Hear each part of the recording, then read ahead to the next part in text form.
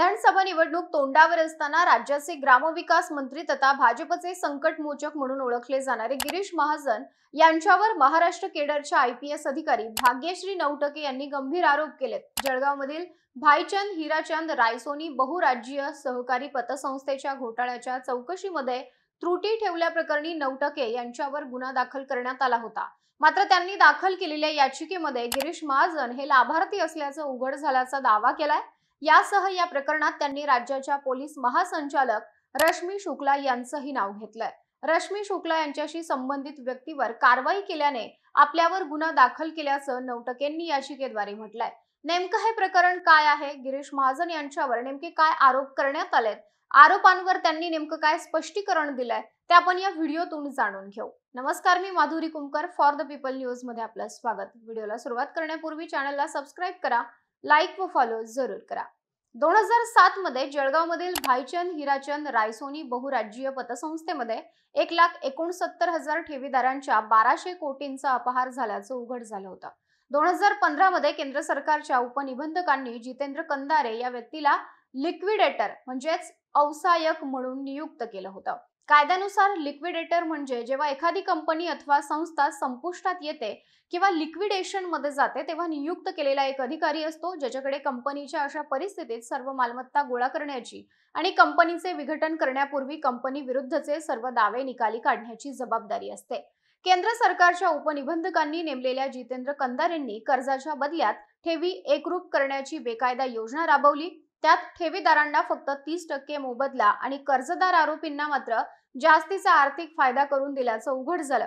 कंदारे यांनी पतसंस्थेच्या मालमत्ताही मातीमोल दरात विकल्याचं निष्पन्न झालं। या प्रकरणी 2020 साली पुण्यातील डेक्कन, आळंदी आणि शिक्रापूर या 3 ठिकाणी तक्रार दाखल झाल्यावर कंदारे यांच्यावर गुन्हा दाखल करण्यात आला। या प्रकरणाची व्याप्ती पाहता पोलीस महासंचालक कार्यालयानं तत्कालीन पोलीस उपायुक्त भाग्यश्री नवटके यांच्या नेतृत्वाखाली विशेष तपास पथकाची स्थापना केली। या पथकानं जळगावात छापे टाकत अनेकांना अटक केली। दरम्यान या प्रकरणात गिरीश महाजन यांचे निकटवर्ती असलेल्या 2 व्यक्तींना 50 ते 70 लाख रुपयांचं कर्ज मंजूर झालं असून यासाठी गिरीश महाजन आणि त्यांच्या पत्नी साधना महाजन या जामीनदार आहेत। ही कर्जे बुडवण्यात आली आहेत असं भाग्यश्री नवटके यांनी म्हटलंय। तसंच महाजन हेही या घोटाळ्यातील लाभार्थी असल्याची कागदपत्र उपलब्ध झाल्याचं नवटके यांचं म्हणणं आहे। 29 जुलै 2022 ला हा तपास गुन्हे अन्वेषण विभागाकडे हस्तांतरित केला गेला। त्यावेळी राज्यात सत्ता बदल झाला होता। उच्च न्यायालयाचा आदेश असल्यामुळे फक्त आळंदी पोलीस ठाण्यातील तपास हस्तांतरित झाला होता।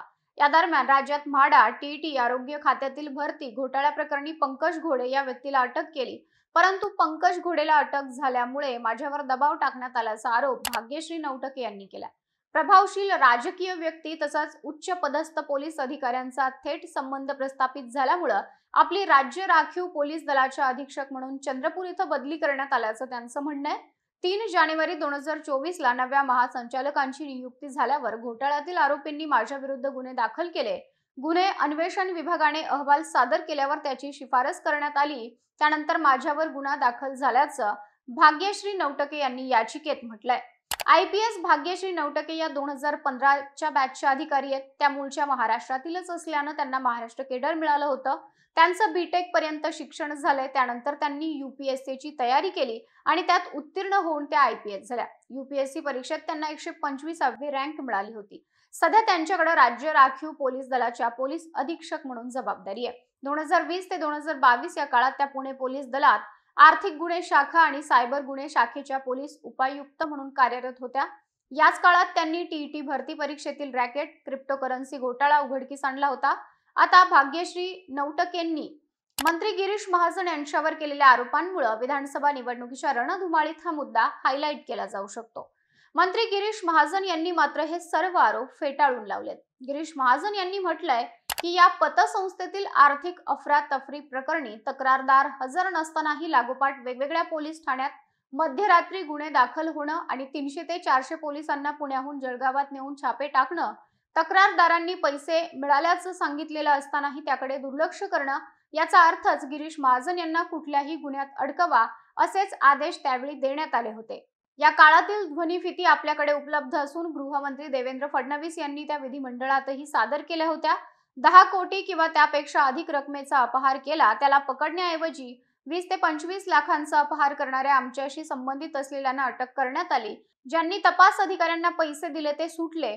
अटक केलेल्या आरोपींकडून या घोटाळ्याशी माझा संबंध कसा आहे याचे जबाब बळजबरीनं लिहून घेण्यात आले. या गुन्ह्यातील तक्रारदारांनीच आपण तक्रार दिली नाही असा जबाब दिलाय.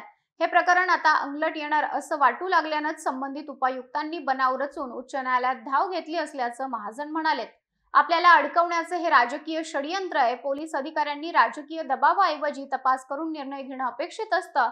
मी व माझ्या पत्नीनं 1 रुपयाही कर्ज घेतलेलं नाही व पतसंस्थेची कुठलीही मालमत्ता घेतलेली नाही. आता तपास सीबीआयकडे आहे. याशिवाय न्यायालयामध्ये सुद्धा सत्य बाहेर येईलच असं गिरीश महाजन यांनी स्पष्टीकरण दिलंय. तुम्हाला या संपूर्ण प्रकरणाविषयी काय वाटतं? तुमचं मत कमेंट करून सांगा. व्हिडिओ आवडल्यास लाईक करा आणि फॉर द पीपलला सबस्क्राईब करायला विसरू नका.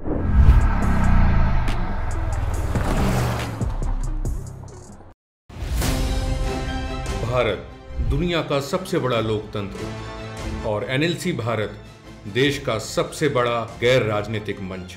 शक्तिशाली लोकतंत्र के लिए राहुल कराट का सार्थक कदम। मुंबई में हुआ ऐतिहासिक प्रथम राष्ट्रीय विधायक सम्मेलन।